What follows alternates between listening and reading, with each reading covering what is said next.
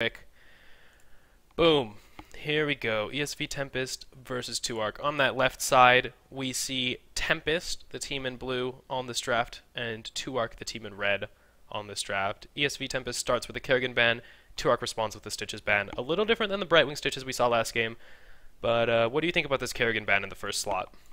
I think some teams just don't like dealing with Kerrigan, and just as valid as reasons for banning Brightwing really is that some people like crafting teams that are more set for the later end game, and honestly, some teams just don't like dealing with Kerrigan. It's just ban Kerrigan has been one of the more common bans that we've seen, and it's persisted for ages now. So pretty common comp ban. Oh, I can definitely understand banning Kerrigan. I am really frustrated playing against Kerrigan. So these bans make a lot of sense to me. They're both heroes that definitely punish positioning mistakes very hard with those pulls, lots of CCs, so not surprising to see either of them banned out.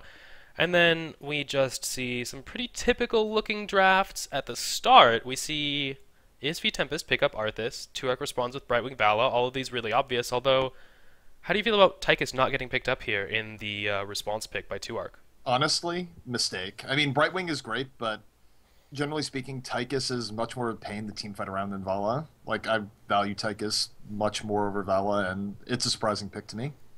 Yeah, I was a little surprised as well to see that go into the third pick for Tempest, where they pick up Tychus Uther. I think that's fantastic. Their first three lineup seems really strong. 2ARC responds with the ETC Barbarian, which are kind of less seen. I mean, we haven't seen an ETC game that often, and this should be interesting. How do you feel about them picking that here? What do you think their thoughts are going into this draft, picking ETC there? Honestly, I don't really know. This is actually one of the first drafts I've seen in ages where someone has actually picked ETC. I mean, ETC has really been seen on the decline in the recent meta. You just don't see him as often, and I think a large part is just people just feel he's categorically weaker than what some of the other tanks bring. And if they're not running a tank, they prefer to go with, a more either a two support option where you run like a Tronda, another support, or a Rhaegar option where you run a Rhaegar and something else, and sort of like emphasize the upsides of Tychus or something. So ETC's fallen out of favor for reasons like that. Yeah, definitely. And then the draft gets real funny if it wasn't already, and we see ESP Tempest last picking Abathur Zagara, both relatively rare picks to be seen, and rounding out a team comp that we haven't really seen before. Abathur, not the most common, and then 2ARC picks up that Tyrande in the last slot. What do you think the idea here is with the Abathur Zagara? What were they going for? What does that make their team good at? The Abathur Zagara stuff, I really don't know. I mean, I guess the Abathur Tychus is a great combo. You have double Odin. Yeah, yeah. But as a fatal flaw in that you really need to use it at points where the team has to fight you, because the fatal flaw there is that, well, they have double Odin, just run away, and then if you don't take any losses, then you're at a huge advantage because not only is Odin down, but Abathur ult is down. So ESV Tempest is really going to have to make a lot of when they blow those ults. They have to either get a kill, get a big fort down, or otherwise, because they're going to be on the defensive immediately afterwards. Yeah, definitely that's what it looks like. And it looks like 2ARC is just trying to do something with the Wombo combo. They're a little light on damage. Maybe they're just hoping that if they can manage to get a solid mosh pit, the Vala and Barbarian will be enough damage to clean it up. In the evolution of the meta, there was a point where ETC Tyrande comps were very much in vogue. It was the so-called Aura comp, where you had True Shot Aura from Tyrande, and then you had ETC Aura, and then you paired it with good damage, like say you had a Vala and a Raynor back when he was good. And then you have what was called the Aura comp. It did a lot of damage when everything was all together, and you had the upside of using Shadow Stock in the ETC ult. But it fell out of favor in large part because people just got a lot better with dealing with ETC on the ult. And the change to Tyrande ult Shadow Stock so that you no longer get the move speed at level 10 was a pretty big nerf to that initiation attempt. You can't really get the ETC in there as well as you could before. Absolutely. So that is going to be this draft. Let's get in here to week 2, day 2, game 2. All sorts of twos here. And check out 2ARC versus Tempest, guys.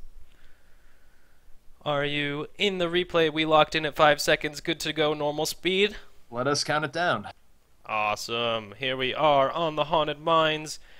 Starting the match in 5, 4, 3, 2, 1. Hit it. And here we are.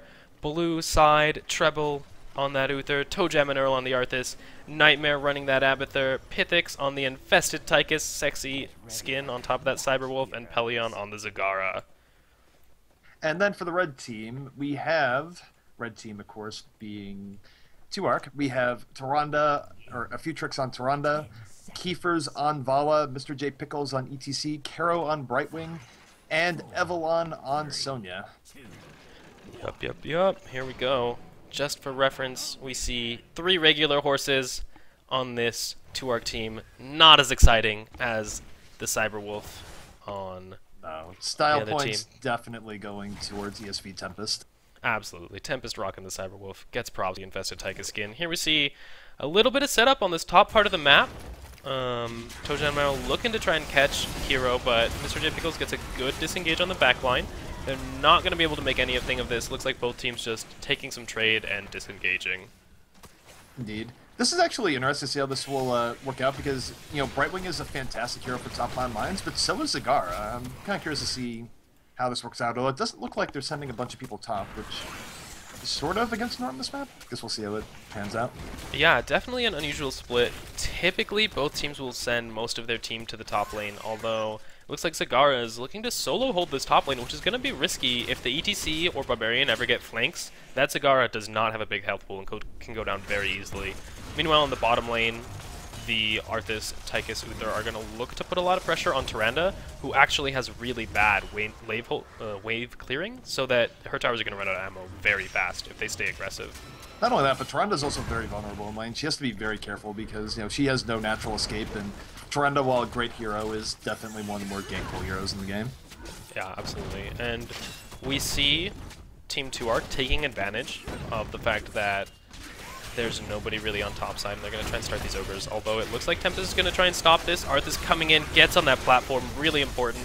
Evelyn knocked out. They're going to grab those ogres. Huge pickup there for Tempest. They also managed to get that first blood, taking out the Sonya with the Arthas and Tychus damage. And it looks like 2-Arc is going to be able to pull back and not lose anything else after that. But fast first blood and ogre steal going to Tempest. Oh, Mr. J Pickles out of position a little bit here.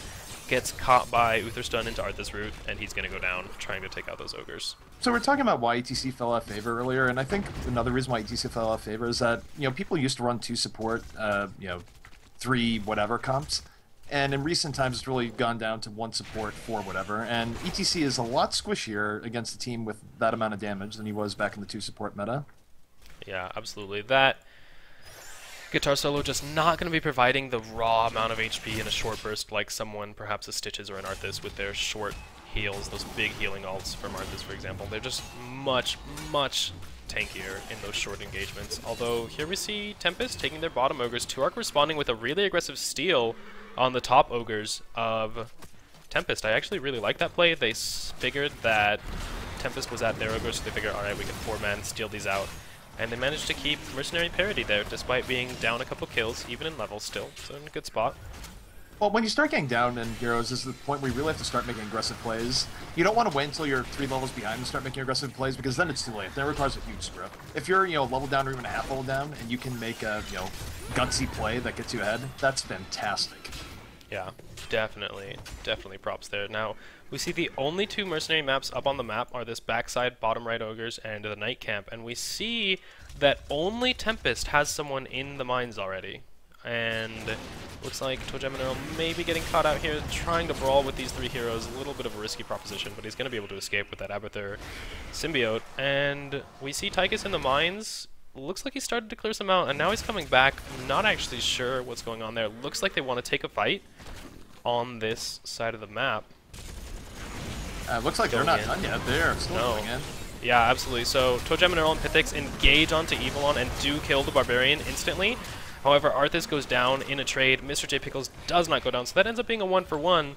And it looks like both teams now just backing up, deciding to regroup. Neither team being particularly quick here about clearing out the mines, which we've seen. Oh, Mr. J Pickles going for Pythix, but doesn't see Trebles in the brush and knows won't be able to kill him through those Uther heals. So in recent play, competitive-wise, we've seen a lot more emphasis on the mines, and we don't see either team getting people in there here. What do we think about that? Well, in this game in particular, I'm not sure. It seemed like, Tempest really did want to go for the mines a little bit more, and right now you see the Arthas going in there. Yeah. It's interesting because on one hand you don't want to give up the Knights, but on the other hand teams are sort of okay with sending people in into the mines and giving up the Knights if need be, because the Knights don't do as much now as they used to do in previous games. Like, you know, teams can push with them, but it's not the death knell if they get Knights. And also going for Knights is just straight up risky. Yeah, Knights is definitely riskier than the mines, and we see Tuark clearly wants these Knights, but they just don't have the people in position to defend, even though Tempest has Arthas in the mines, and Kiefer's just going to get caught out by the flanking Uther stun into Tychus damage, and that's exactly why the Knights are so much riskier to take than the mines, because they know where you are, they don't have to walk through this huge mines area to try and find you, and it's easier to collapse on. So, Tuark just getting punished there for trying to take Knights against Tempest, who responded very quickly despite having Arthas in the mines and managed to take them for themselves. Yep. Well, it's very easy to tell when teams are going for Knights. You know, it might not come across in the cast, but, you know, generally speaking, you go, hey, they're not grabbing skulls and they're nowhere on the map. You know, they're probably at Knights, and teams can really get very favorable engages on you when you go for the Knights, which is, I think, another reason why they've sort of fallen out of favor as of late. Absolutely. We see both teams locked in here. Level 8. 4 kills for Team Tempest against the 1 for Tuark, but relatively even on XP despite that, although I'm concerned that Tempest is getting a pretty big advantage in the mines. Arthas now cleared out a good 1/4 of that mine, so definitely going to have to do something about that for Tuark, or else they're going to have a 100 skull golem on their hands, and it looks like they're just not in position to go into the mines yet. Yeah, and that's sort of one of those, like, nagging problems, too, because, you know, it's common strategy for the mines is that teams will get most of the skulls and leave one because the golem becomes much more of a threat later on. And it sort of leads to this ugly scenario where, you know, you have to send someone in to trigger the golem, and then you have to defend it, and the other team has all sorts of great setups, and generally speaking, if you can help it, it's not a great idea to let them get that far ahead on mines. Yeah, so Tuark coming in there, quick bribe on Tempest's top ogre camp, takes that for them, and it looks like they want to threaten this bottom ogre camp of Tempest as well. They know multiple people are in the mines for Tempest, so Tuark trying to punish that as best they can. But even taking both these ogre camps, I don't know if it's going to be fast enough or put enough pressure on to get them in a position to defend against this 100 skull golem. Yeah, the 100 skull golem defense here is going to be very, very difficult. I mean, especially if the levels are even. If the levels are even, you have to defend a 100 skull golem and a team. You're going to be taking some serious damage. I mean, the best thing you can do usually is try and engage them before the golem even goes forward. Treble valiantly defending against those 3 invaders on his ogre camp, but does end up going down. Buys just a little bit of time for his team, even with the Abathur symbiote. And it looks like Tuark trying to get really aggressive now that they have a level 10 to level 9 advantage. They know one person on Tempest is down and Arthas is in the mines. So they definitely want to take this opportunity to make a power play and actually get a fort here. That's going to be of critical importance in order to keep them even in this game once those golems actually spawn. Because we see Arthas finishing off that big golem in just a couple seconds here, and that means that Tempest has at least 80 skulls after that goes down. Yep. And one thing I want to point out here, which is kind of interesting with the Shadowstock ETCF, I'm curious to see the interaction, but the Brightwing did go Emerald Wind over Blink Heal. Oh, interesting. Oh, huge ETC ult here from Mr. J. Pickles. Lands 3 people into the Vala bombing run, and the Barb Leap gets a huge triple kill on the Abathur clone and the Tychus and the Zagara. But the Maw prevents them from following up on Uther, and he escapes. So now they have a power play, 4 versus 3 people alive, and Abathur's ultimate is not up, so they should definitely look to force something here. Yeah, and right now the ideal situation for Tuark is if they can keep getting picks, you know, hopefully bring this 1-level lead into a 2-level lead, and oh, this is not looking good for Mr. J. Pickles, but Brightwing Emerald Wind, I think, is actually going to save him. Yeah, wow, huge Emerald Wind there. Definitely saved his life, although that puts them in a bad spot as far as their overall amount of health is concerned, and now Arthas from Tempest heading into those mines looking to clear out the last bit of skulls and spawn those big golems, because at this point Tempest 1 level behind, but they probably feel like after that last engage they feel a little bit like they need to spawn that golem in order to trigger it and try and get the lead. Indeed, and in fact right now it's actually evened up. I assume that Tuark's going to hit level 12 at 54, but this really, the level lead is negligible right now, and this is the time to strike with the really big golem. Absolutely. And Tempest doing the proper thing here, grouping up on bottom side. They have to be careful not to get caught before Arthas and the Golem show up and the Abathur clone comes back up. It looks like that cooldown is just 40 seconds away, so we're going to be looking for a big team fight there. Nice timing on the Ogres. And here we see Mr. J. Pickles coming in. Is he going to get another big mosh pit? Oh, he actually face melts the team apart from the Barb Leap. We see this getting a little bit chaotic. Pithix actually gets taken down because of the disposition from the face melt. And then Arthas gets focused down by the beautiful bombing run from Vala, Rain of Vengeance. And, ooh, we see a nice Emerald Wind into the wall. Huge Emerald Wind there to deny Treble the disengage. And Team 2ARC actually takes a fantastic fight with that ETC initiation that was maybe questionable. So I was about to say right before that fight began that, a big mistake that teams commonly make is that they fight before they get the golem there. The golem is your 6th player. The golem makes plays. Why fight without your 6th player? Like, just wait for him to show up, and he will do work for you. But absolutely. Fortunately, they sort of jumped the gun a little bit there. Yeah. They were grouped up. They felt confident, but you have to remember they only had 4 people there because the Abathur clone was not up. So even though they felt ahead because they had this big Great Film coming, like you said, it wasn't actually there to help them. Indeed, and not waiting for him. I mean, because again, I can't even count the amount of games I've seen one just because the golem lands a clutch root and just sets everything up. And even if it doesn't land a root, it just zones people out so badly that, the golem makes the other team make mistakes. Yeah, 2ARC actually pretty much ignoring the golem here and going for ogres. I mean, that is a big golem, but it will die to this front wall and not inflict too much damage. Although, looks like Tempest managing to take the knights in response to this. 2ARC looks like they want to fight. They have Mosh Pit back up and Barb Leap. Good Barb Leap in, gets on Pelion. The Emerald Wind zones Team Tempest out of the platform. ETC getting a huge ult on the 3 squishy targets. And we're going to see 2ARC try and clean up this fight. Trouble gets a huge stun, but the Abathur clone goes down, and it looks like Pithix is going to get chased down here. Has to pop Odin, but with the wind-up time, just too much, and he goes down to the DPS of Team 2ARC. So right now, Tempest is in real danger of losing control of this game. Yeah, that golem has been doing work, but it's going to die. It's not going to get that keep. And they are down in levels now. They have to be down at least about a level and a half, if not a bit more. And, really, they've given a lot of the momentum back to the 2ARC team, and they have their work cut out for them now.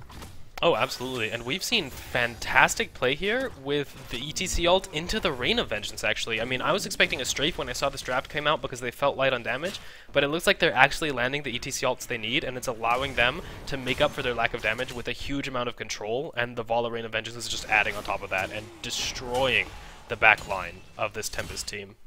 Yeah, I mean, right now, if I were Tempest, one thing I would be doing is I would be having Tychus, a little bit back from this stuff. ETC really likes leading with Mosh Pit, so the best thing that Tempest could do right now is have the, Tychus stay a little bit back and just grenade him out of it.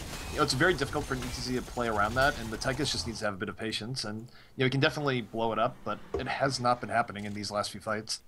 Yeah, absolutely. So big ETC ults coming in here from Mr. J Pickles, helping him win this advantage, and we see both teams kind of grouping up near this bottom side of the map. The mines are going to be opening relatively soon. Both teams want to get in position for that, but 2ARC wants to take an engage here. They get the Shadow Stalk in. ETC Power Slide interrupted by the roots actually denies that engage and saves Treble and Pithix probably. So huge root there by Togen and Manuel on to Mr. J Pickles coming in with that ETC. And Team 2ARC just pulling back, looking at their ogres, want to take these. They know it's safe because that watchtower secures that camp very easily. And Tempest looking a little disorganized, not really accomplishing anything here in this bottom lane. They have 4 people in this lane. They want to push it out, but without any mercenaries up on the other side of the map, there's just not any objectives for them to really go for right now to pull themselves back into this game. Yeah. And in fact, right now, this is the time they should be looking to engage on 2ARC right now because they're not quite 16. And they're only 1 level back. I mean, I can't tell just how close 2ARC is to 16, but this would be about the time where you'd want to force a fight and hopefully get something good before their team gets a huge power boost at level 16. Yeah, if you miss the opportunity to fight here at the 14 to 15 gap and they manage to hit 16, you have to wait all the way until you're 16 and they're probably 17 before you can fight again. And that is a long time to just give them the advantage. We see the Abathur Ultimate Evolution coming in here on Tychus. It's now hidden behind the gate, so we're going to see how this turns out. For Team Tempest, they're looking to fight here. They need 2ARC to go in, and a terrible Barb Leap in by Evilon overextends him. Togeminal taking a bunch of damage from that Rain of Vengeance actually ends up going down. And Mr. J Pickles with a huge ETC ult again on 4 targets this time, just denying both Odins any uptime. And it looks like Team 2ARC taking a really clean team fight despite that questionable Barb Leap initiation. Yeah, the Barb Leap, I don't know how that worked out as cleanly as it did the Barb with the complete whiff there, but in the end it did not matter. Good ETC ult going off and just sort of discombobulated positioning on Tempest's part there. And now they are really in a bind because if 2ARC takes advantage here, they will get a either 100 Skull Golem or something really, really close, and, Tempest can't really do a whole lot about it right now. Yeah, 2ARC actually hit 16 moments before that fight engaged, and it allowed Vala to have the Blood for Blood up that helped to burst down Arthas before he could get the Ghoul army heal off, which was actually of critical importance. Although the ETC ult there on 4 targets has to be the game changer. I mean, that was just a huge mosh pit winning the team fight for them, and they're going to get a clean sweep of the mines as a result of this. Tempest just not in position yet to punish them, just now trying to enter the mines. Yeah, and I mean, they need to get something out of here. I mean, usually it happens that even if it goes well, and say they get a team wipe here, they might be a bit cop in XP, but the skulls are, they're there to stay. It looks like they're just going to go for the bottom keep here, which is honestly a pretty smart play. I'm not sure if they're going to try and end, but it is possible they could end if there's not a quick reaction here by 2ark. Yeah, hyper-aggressive play here by Tempest to snag that keep. It actually pulls multiple members of 2ark out of the mines, and Tempest just disengages from the enemy team base, and actually a fantastic play made there by Tempest. They managed to pull out 4 people from the mines, dramatically slowing down 2ark's skull development. I'll tell you what, they actually missed a huge opportunity here. If I was doing play calling, one thing I would have tried there at the very least, when you're behind, you see those bushes right underneath the lower right ogres? If they had just stayed there, like backed out but stayed right there, that Brightwing ran out completely unassisted. They could have gibbed her and maybe even won the game. That's a good thing to note. Now, they've left a whole bunch of skulls in the mines, and Tempest doesn't really want to go get those skulls because even if they get them, it won't be enough to make a particularly good golem. And that just gives 2ark the tempo advantage so that they can basically leave those skulls in there, collect mercs and do topside stuff, and then as soon as they feel like it, go in, finish off the golem, and just get a huge push going. Yeah, for sure. Right now, 2ark is definitely controlling the tempo of this game, and it is up to Tempest to find a way to, make a play and get back in it. Yeah, absolutely. But they're having a rough time putting any split push pressure on in this map especially. We just see those locusts dying to mercenaries, and in the 2 lanes, really easy to push it back. So a little bit of disadvantage here.